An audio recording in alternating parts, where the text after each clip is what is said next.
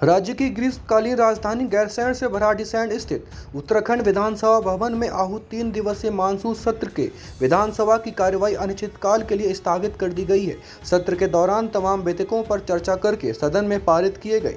वहीं सत्र के दौरान विपक्ष ने सदन के अंदर और बाहर पुरजोर विरोध किया। विपक्ष ने प्रदेश की बिगड़ती कानून व्यवस्था से लेकर अन्य मुद्दों पर सरकार को घेरा। वहीं विपक्ष ने 3 दिन के सत्र को आहूत करने को लेकर भी सरकार को घेरा।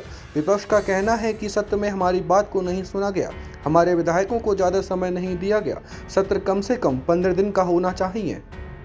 देखिए, विधानसभा का सत्र कम से कम 15 दिन का होना चाहिए। कांग्रेस पार्टी शुरू से ये बात कह रही थी और 70 विधायकों ने 500 सवाल लगभग लगाए थे और कितने सवालों का जवाब मिला ये तो विधानसभा अध्यक्ष से पूछिए। मैंने सुना है कि 109 सवालों का मात्र जवाब दिया गया है, बाकियों के जवाब ही नहीं मिले। और आपदा जैसा संवेदनशील विषय, जिस आपदा से आज उत्तराखंड का ऐसा कोई जनपद नहीं है जो अछूता हो, ऐसा कोई ब्लॉक नहीं है जहां जन धन की हानि ना हुई हो, और आपदा जैसे गंभीर विषय पे विपक्ष को चर्चा के लिए मात्र आधे घंटे का समय दिया गया, जिससे सत्ता पक्ष और विपक्ष के विधायकों में भी आक्रोश है, क्योंकि सभी अपने विधानसभा क्षेत्रों की समस्या उठाना चाहते थे। और भाजपा अगर ये कह रही है कि साहब विपक्ष समय मिलने के बाद भी अपनी बात नहीं उठा सकता है, तो ये तो मुझे लगता है कि वो सदन का भी अपमान कर रहे हैं और जो विधायकों का विशेषाधिकार है उसका भी अपमान कर रहे हैं। आपने आपदा जैसे विषय को भी बहुत गंभीरता से नहीं लिया और मात्र आधे घंटे का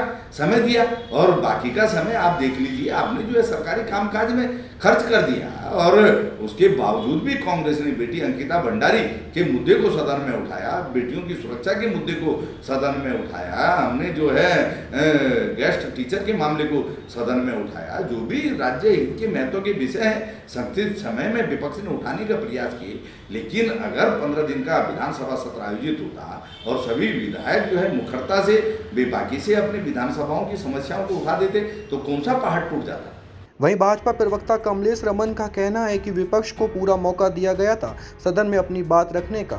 देखिए, मैं तो यही कहूँगी कि कुछ तो लोगों को कहना है और उनका काम है कहना। तो कांग्रेस केवल और केवल सरकार के खिलाफ एक भयानक प्रचार करने का काम करती है। सत्र चला है, अगर वो अपने सत्र में भी अपनी बात नहीं रख पाए तो मुझे लगता है इससे बड़ा निंदनीय क्या काम होगा। सरकार ने, जो हमारे विधानसभा अध्यक्ष हैं, उन्होंने उनको पूरा भरपूर समय दिया आपदा के क्षेत्र में भी बोलने का, लेकिन वो वॉकआउट करके चले गए ये दिखाने के लिए कि वो बहुत बड़े हितैषी हैं उत्तराखंड के। तो मुझे लगता है कि अगर इतने घंटे में भी कांग्रेस अपने पक्ष की बात नहीं रख पाई, उनके विधायक नहीं रख पाए, तो वो उनकी कमियां हैं, वो अपनी कमियों को ढूंढे। सरकार ने तो भरपूर समय दिया, कितना समय चाहिए सरकार को? और सरकार ने पूरा समय देने का काम किया। और कांग्रेस को पहले 2 बार सत्ता में कांग्रेस रही है, तो कितना समय प्रदेश के कार्य और विकास करने के लिए उनको समय मिला। मुझे लगता है कि आज अगर वो इस तरह की उंगलियां उठाने का काम कर रहे हैं, तो एक उंगली अगर कोई किसी की तरफ उठाता है तो 3 उंगली उनकी तरफ उठती है। तो कांग्रेस को पहले अपने गिरबान में झांकना चाहिए कि सरकार ने भरपूर समय देने के बावजूद भी उनके विधायकों ने उस समय का सदुपयोग नहीं करा और विधानसभा के अंदर केवल और केवल नेगेटिविटी फैलाने का काम करा, नकारात्मकता के साथ काम किया। और सरकार चाहती रही कि पूरे प्रदेश के विकास के जितने भी हमारी योजनाएं हैं वो जनता तक पहुंचने का काम हो, जितनी योजनाओं को पास करने का काम सरकार ने किया। मुझे लगता है पहली बार ये इतिहास में हुआ धामी जी की सरकार में कि इतना सत्र बहुत ही बेहतर तरीके से चला। विपक्ष भी उसमें सहयोग में रहा और सत्ता पक्ष ने तो अपने जितने भी काम थे, जितनी योजनाएं थी, उनको रखने का काम पटर पर किया। तो मुझे लगता है कि कांग्रेस को अपने आप में मंथन करना चाहिए कि वो क्यों नहीं रख पाए अपनी बातों को। डाउनलोड करें देवभूमि इनसाइडर।